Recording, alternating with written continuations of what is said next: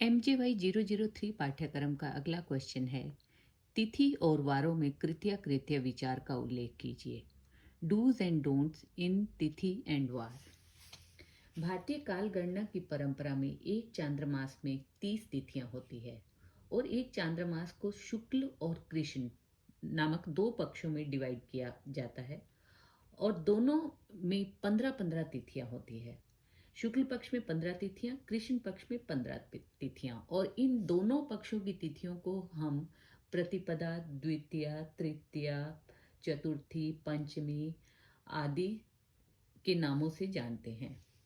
और शुक्ल पक्ष की 15वीं तिथि पूर्णिमा और कृष्ण पक्ष की अंतिम तिथि अमावस्या के रूप में जानी जाती है।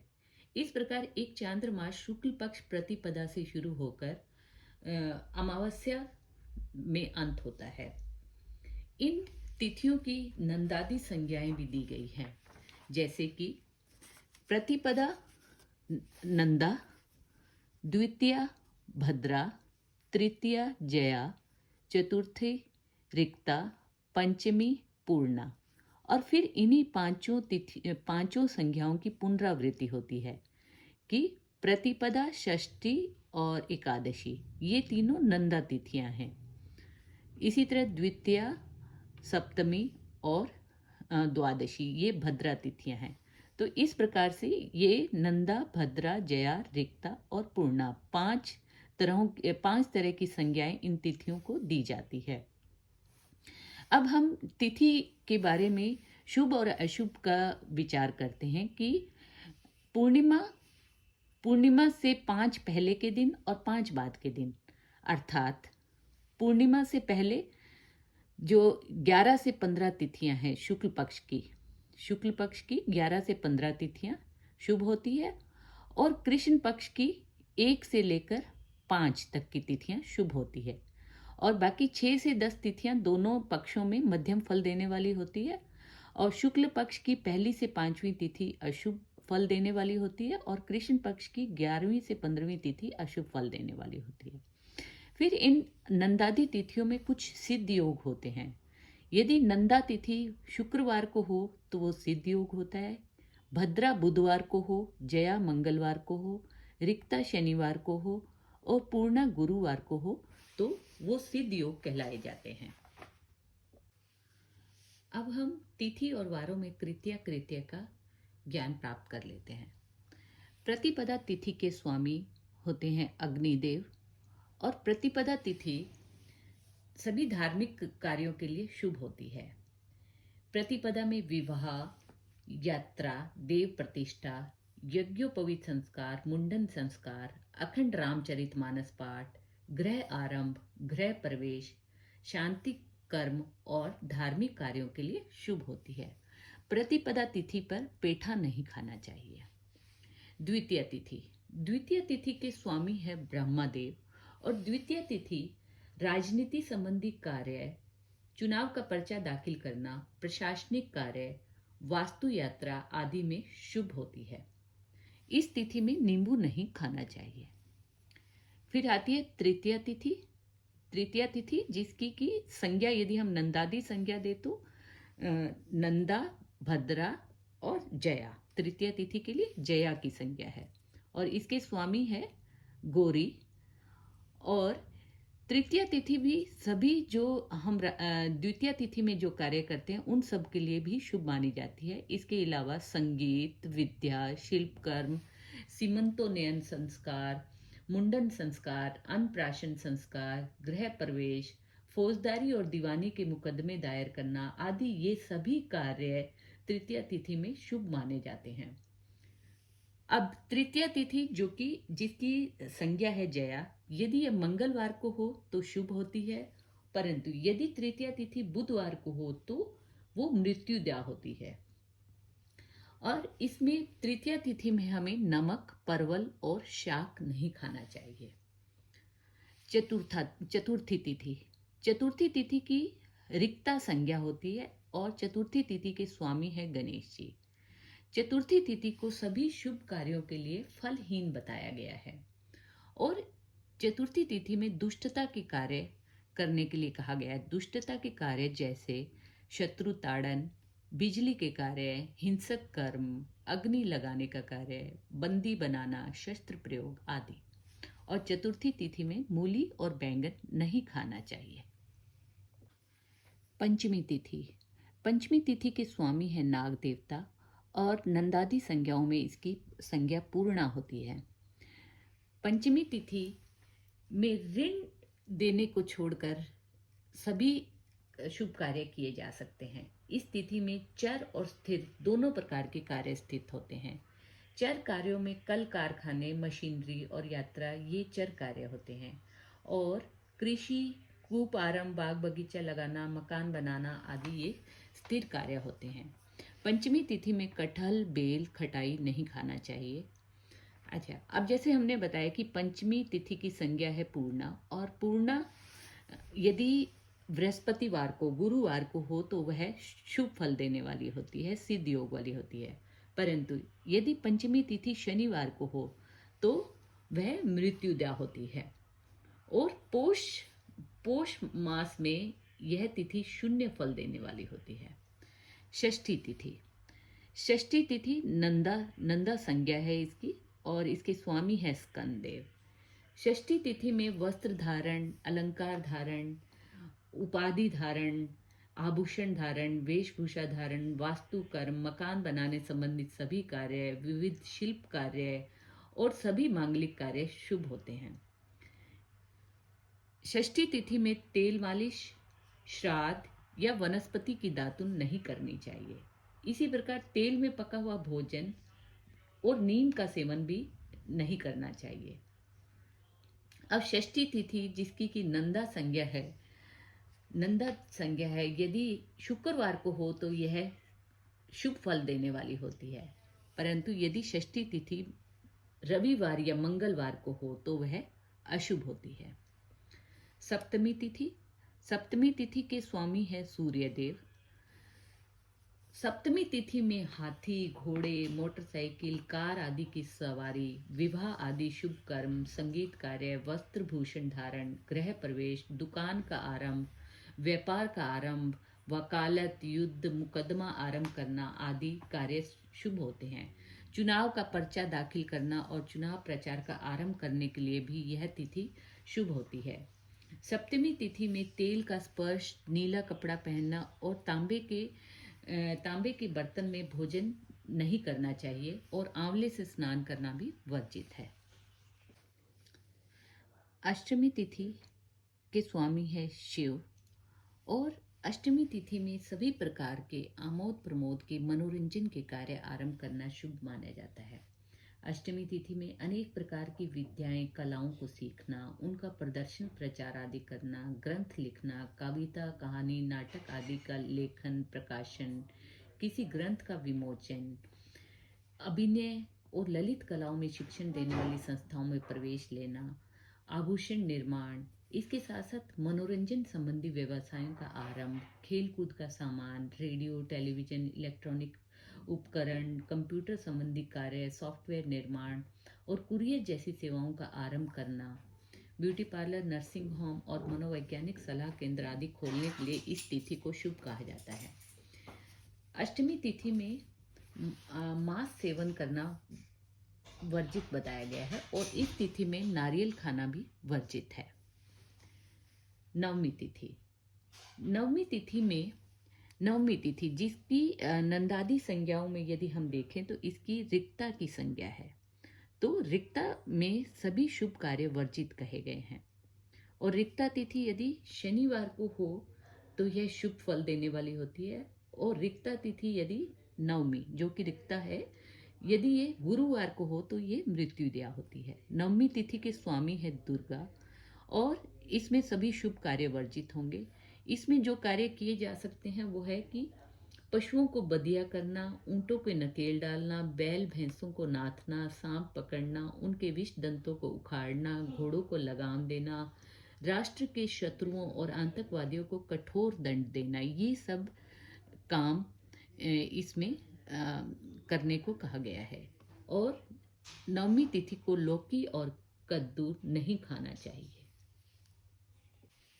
दशमी तिथि के स्वामी है यम देवता, और दशमी तिथि में नया वाहन खरीदना, वाहन चलाना सीखना, कर्मचारी, अधिकारी और मंत्रियों का पद ग्रहण करना, शपथ ग्रहण करना, शिलान्यास करना, उद्घाटन करना, नवीन ग्रंथ का विमोचन करना, भूमि पूजन करना इत्यादि कार्यों को शुभ बताया गया है।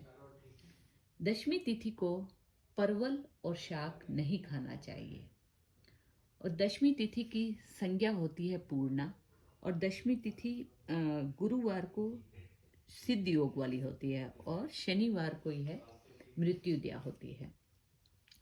एकादशी तिथि के स्वामी हैं विष्णु देवता। और एकादशी तिथि में सभी प्रकार के सामाजिक कार्य शुभ माने जाते हैं। एकादशी तिथि में धर्म कार्य, पुराण कथा प्रवचन, कीर्तन, भजन, अखंड पाठ आदि का आरंभ करना शुभ होता है। इस दिन धर्मार्थ औषधालय खोलना, प्याऊ खोलना, देव प्रतिष्ठा करना, देवालय का निर्माण करना,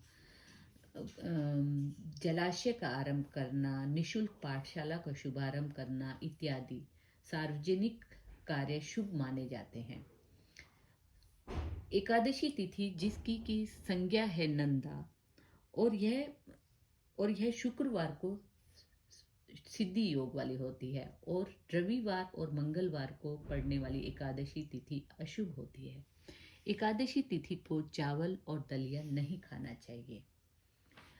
भविष्य पुराण के अनुसार दशमी तिथि को यमराज की पूजा करने से आरोग्य व दीर्घायु की प्राप्ति होती है। इस तिथि को वाणिज्य, व्यापार, बैंक में खाता खोलना, बॉन्ड खरीदना, बीमा कराना और नौकरी आरंभ करने के लिए विशेष शुभ माना जाता है। और भविष्य पुराण के अनुसार एकादशी तिथि में विष्णु जी की पूजा करने से धन धान्य, संतति, वाहन, पशु और आवास आदि की प्राप्ति होती है। द्वादशी तिथि के स्वामी है हरि। और द्वादशी तिथि में सभी प्रकार के चर और स्थिर कार्यों को करना शुभ माना गया है।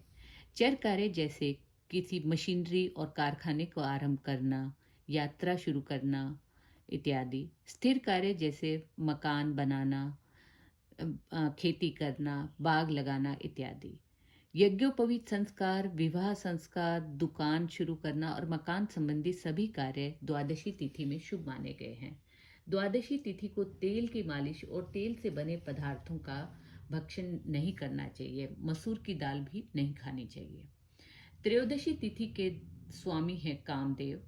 और शुक्ल पक्ष की त्रयोदशी में सभी कार्य श्रेष्ठ होते हैं।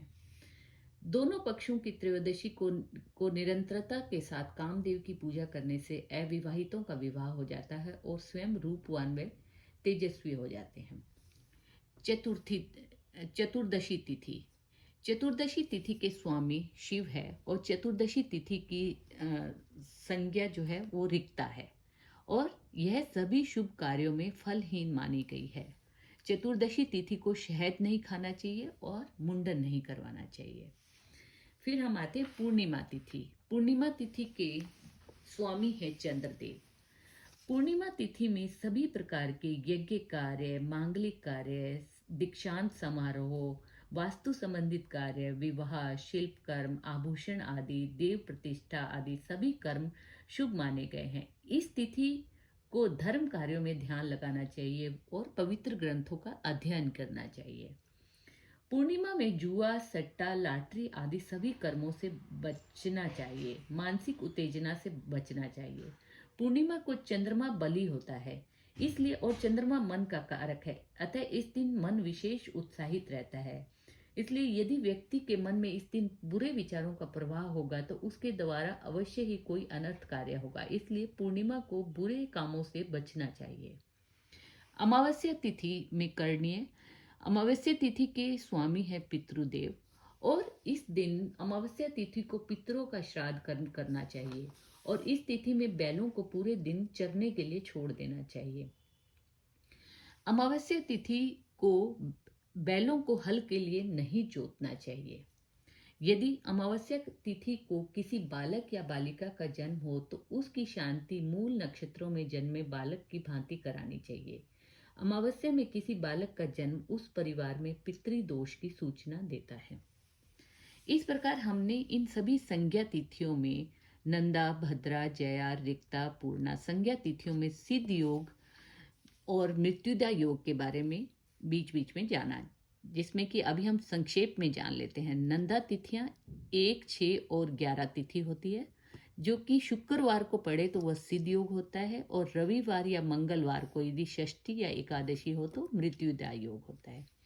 भद्रा तिथियां 2, 7 और 12 तिथि होती है, और ये बुधवार को सिद्ध योग वाली होती है, और द्वादशी को यदि भद्रा सोमवार या शुक्रवार को पड़े तो वह मृत्युदाय योग वाली होती है। इसी प्रकार जया तिथियां 3, 8 और 13 जया तिथियां होती हैं, और जया तिथियां मंगलवार को सिद्ध योग वाली होती है, और तृतीया या त्रयोदशी को यदि जया तिथि बुधवार को हो तो वह मृत्युदाय योग वाली होती है।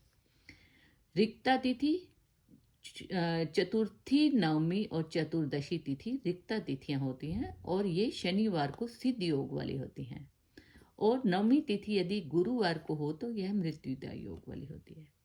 पूर्णा तिथि पंचमी, दशमी और अमावस्या या पूर्णिमा, ये पूर्णा तिथियां होती है, जो कि गुरुवार को सिद्ध योग देने वाली होती हैं, और यदि ये पंचमी और दशमी तिथि यदि शनिवार को हो तो यह मृत्युदाय योग देने वाली होती है। अब हम सभी वारों में कृत्य कृत्य विचार कर लेते हैं। रविवार में, रविवार के दिन राज्याभिषेक, शपथ ग्रहण और कर्मचारियों द्वारा कार्यभार ग्रहण शुभ माना जाता है। वाहन की सवारी करना, वाहन चलाना सीखना, नया वाहन खरीदना भी शुभ होता है। पशुओं का क्रय विक्रय भी शुभ होता है। चूल्हा, स्टोव, अवन आदि आरंभ करना, टेलीफोन लगवाना, ईंट, चूना आदि के भट्टे में अग्नि डालना, मतलब अग्नि का आरंभ करना, औषधि बनाना, औषधि का सेवन करना, आभूषण बनाना, ऊनी वस्त्रों का निर्माण आरंभ करना, ऊनी वस्त्र पहनना, नया स्वेटर बुनना शुरू करना, चमड़े का कार्य करना, जूता पहनना और कारपेंटर आदि का सभी काम शुभ माना जाता है। रविवार के दिन शस्त्र कर्म, ऑपरेशन, सोना तथा लोहे से संबंधित कार्य भी शुभ माने जाते हैं। रविवार के दिन नमक का सेवन नहीं करना चाहिए, साबुन और तेल नहीं लगाना चाहिए, यथा संभव हो तो तेल से बने पदार्थ नहीं खाने चाहिए। सोमवार के दिन श्रृंगार, पुष्प सज्जा, कमल पुष्प धारण, मोती धारण, जल में उत्पन्न वस्तुओं का खरीद फरोख्त, चांदी और उससे निर्मित आभूषणों का क्रय विक्रय, श्वेत वस्त्र धारण करना, ईख या उससे बने पदार्थों का क्रय विक्रय, गाना बजाना, नाचना, मनोरंजन, ऑडियो वीडियो आदि का व्यवहार और क्रय विक्रय, और अक्षर आरंभ, विद्या आरंभ, यज्ञ आरंभ, कृषि आदि काम करने के लिए शुभ मानी जाती हैं। सोमवार के दिन पेड़ पौधे और बाग बगीचे से संबंधित कार्य भी शुभ माने जाते हैं। सोमवार के दिन पूर्व दिशा में यात्रा नहीं करनी चाहिए। मंगलवार देवताओं के सेना नायक है। मंगल देवता देवताओं के सेना नायक हैं, सो उनके स्वभाव के अनुसार ही उस दिन मंगलवार को कार्य करने चाहिए। अर्थात मंगलवार को राष्ट्र हित में, राष्ट्रीय शत्रुओं के लिए फूट डालने वाली नीति, कूटनीति वाले कार्य करने चाहिए, और इस दिन युद्ध आदि का आरंभ भी इसी दिन किया जाता है। मंगलवार को कभी भी ऋण व्यापार नहीं करना चाहिए। बुधवार के दिन कला, कौशल, निपुणता के कार्य, व्यापार के कार्य, अध्ययन, सेवा कार्य, लिपि लेखन, आभूषणों का निर्माण, तार या जरी गोटे का काम, दो राष्ट्रों के बीच राजनीतिक और आर्थिक समझौते, वाद विवाद, मुकदमा आदि का प्रारंभ करना, प्रतियोगिता का आयोजन करना, अंत्याक्षरी का आयोजन करना, वकालत आरंभ करना, दूत या राजदूत का कार्य आरंभ करना शुभ माना जाता है। बुधवार को उत्तर दिशा में यात्रा नहीं करनी चाहिए। गुरुवार को धार्मिक कार्य, पौष्टिक कार्य, विद्या अध्ययन, मांगलिक कार्य, गृह प्रवेश, धार्मिक यात्रा, तीर्थाटन आदि के लिए शुभ माना गया है। वीरवार को दक्षिण दिशा की यात्रा वर्जित है। शुक्रवार के दिन मनोरंजन से संबंधित कार्य, गायन वादन, नर्तन, नए पलंग, सोफा, कुर्सियों का क्रय विक्रय और उपयोग, इलेक्ट्रॉनिक सामग्रियों का उपयोग, वस्त्र आभूषण की खरीद फरोख्त, पशुओं का व्यापार, साज सज्जा का व्यापार, सौंदर्य प्रसाधन का व्यापार, बाग बगीचे का काम और बैंकिंग आदि का काम शुभ माना जाता है। शुक्रवार के दिन पश्चिम दिशा की यात्रा वर्जित है। शनिवार को सुस्त, आलसी, सोते रहने वाला, ठंडा और न्यायवादी ग्रह है। शनिवार को ऐसा ग्रह कहा गया है। यह नौकर प्रवृत्ति वाला ग्रह है।